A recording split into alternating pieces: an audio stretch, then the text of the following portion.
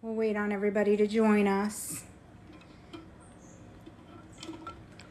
I know, I've seen The Little Princess, the one with Shirley Temple, so many times. Oh, I didn't and know. I find it quite good when I first saw it. I bet. I didn't know that there was a Shirley Temple version. There is. Oh, I wow. believe I had it on VHS a long time ago when I was younger.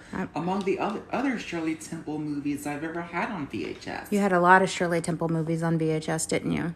I believe Shirley Temple movies, they are on YouTube. Are they? I believe they are. Do you go to YouTube and watch them? Sometimes.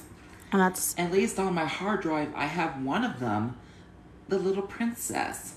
Oh, that's a good one. All right, people are starting to join us. You want to tell them hi? Hey, everybody. Today I'm going to be reading A Little Princess. Now, has anybody seen the movie A Little Princess, the one with Lysol Matthews, and that other one with Shirley Temple? I bet you have. Everyone's saying hi so far. Let's give them a few more minutes to join us. You want to tell them some more facts about A Little Princess? Do you have any more information? Oh, someone said they love it. They love it? They love the movie. They love the movie. Uh-huh. But which one have they seen? I'm not sure which one. Oh, someone from Denmark is here. Isn't that awesome? Denmark. All right. Go ahead and tell them again what you're going to read to them. I'm going to be reading A Little Princess.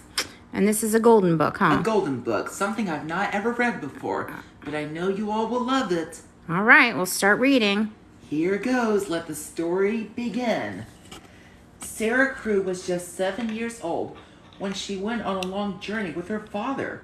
They traveled all the way from India to England, where Sarah would attend Miss Minchin's school for girls. Here we are, Sarah, said Captain Crew, making his voice sound as cheerful as possible. But Sarah could not hide her sad feelings. Now, that woman, that's Miss Minchin. Oh. She looks like Lady Tremaine from Cinderella. A little Does bit. everybody agree with me? Oh, yeah. I bet they do agree with me. I bet they do. Now, let's see. Captain Crew was going to miss his little girl very much. Ever since his wife had passed away years before, that was sad. That was sad. It had been just him and Sarah. Before sailing back to India, he bought her fancy clothes, fine books, and a beautiful doll that Sarah named Emily. Sarah quickly made friends with a girl named Ermengarde. She made other friends too by telling the girls wonderful stories. One day, Sarah noticed someone else listening. A girl with dirty clothes and a smudged face. This girl was not a student. She worked at the school hauling coal and scrubbing floors for Miss Minchin. I think that girl scrubbing, her name's Becky. That's Becky? right, Becky. All right.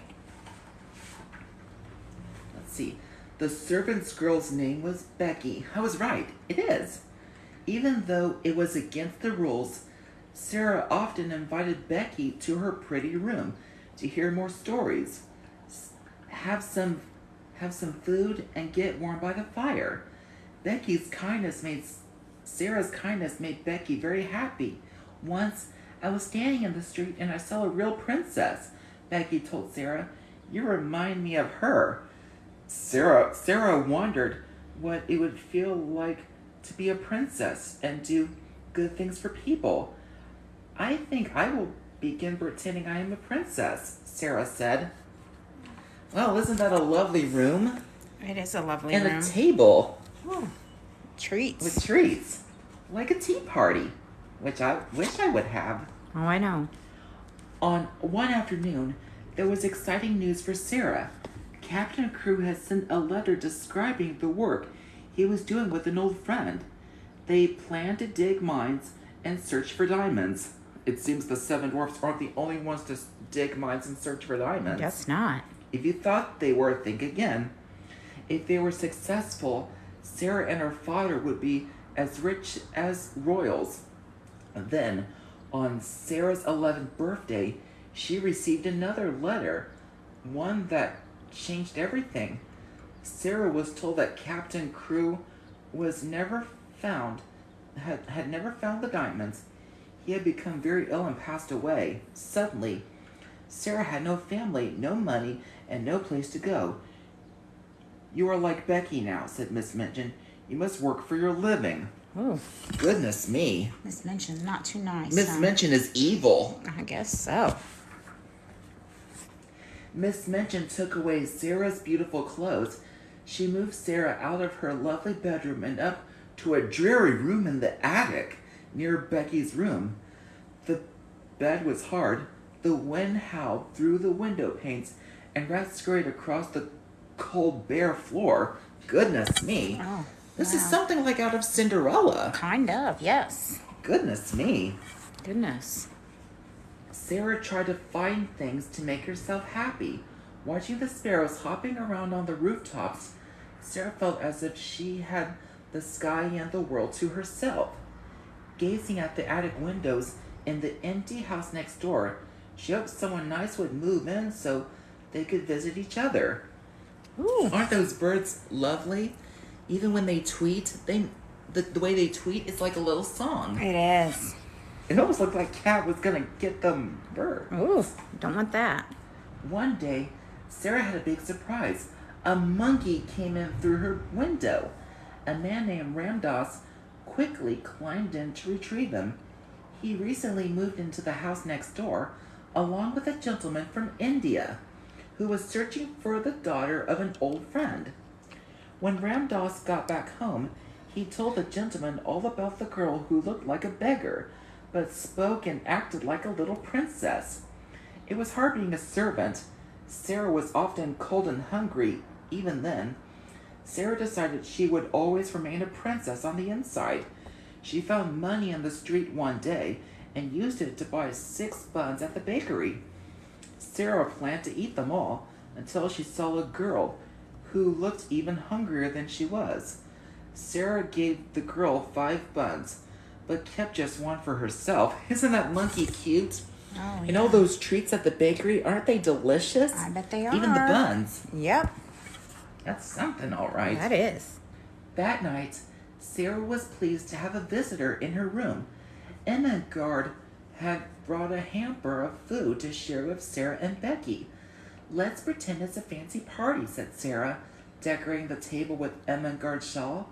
But before the pretend princess feast could even begin, the girls heard loud, angry footsteps on the stairs. Uh-oh. Miss Minchin burst into the room and took everything away. Sarah, you'll have no breakfast or dinner tomorrow, she shouted. She shouldn't do that. No, that's She not just nice. can't do that. Whew. Sarah cried herself to sleep. When she awoke, she discovered a rug on the floor, a new quilt on the bed, a warm fire in the grate, a table covered with food, and a pile of new books. A note read, "To the little girl in the attic from a friend." "I have a friend," whispered Sarah. She rushed to get Becky. "It's not a dream," Sarah told her. "Everything here is real. The magic has come and done it." You're not going to show Oops, them? whoopsie. No.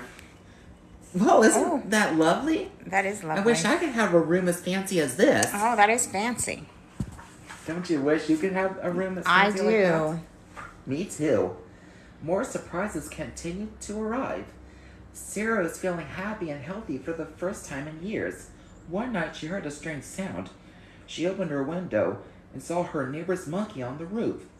Sarah coaxed him inside and carried him safely on to his door next to his home next door. Ramdas greeted Sarah and introduced her to the gentleman from India. Mr. Carrisford was pleased to finally meet her. He asked her many questions.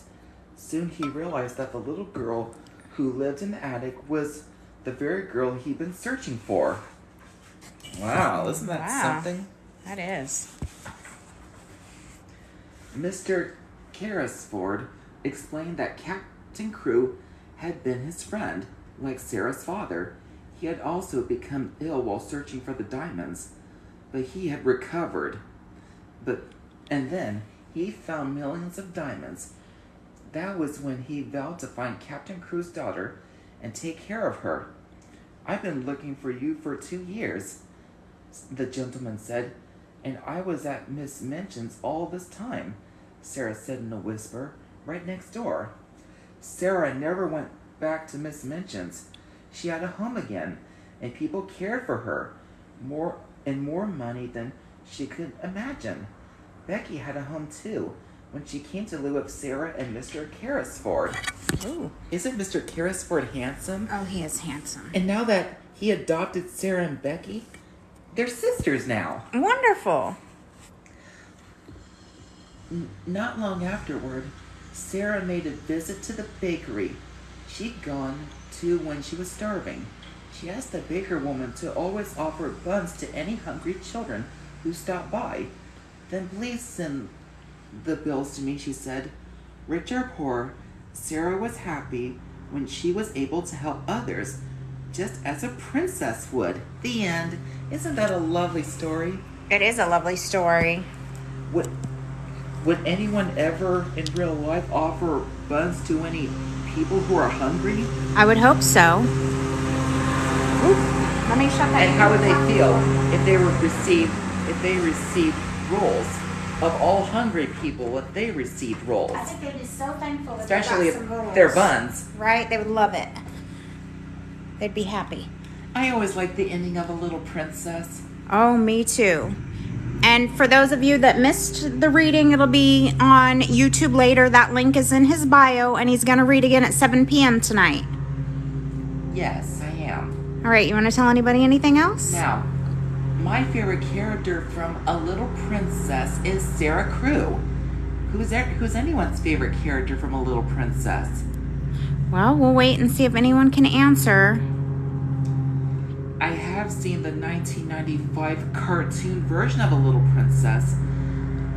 So although the 1996 live-action movie A Little Princess, it's not a remake of A Little Princess that Shirley Temple was in. It is a whole different story, not a remake. That's right. Everybody seems to love Sarah and Becky both. No wonder Miss Minchin is evil. She was evil, wasn't she? Although she does look like Lady Tremaine from Cinderella. She does a little bit. She's not to be confused with Lady Tremaine. Nope, not to be confused. I knew that. All right, well, tell everyone bye. I got to get to work. Thank you.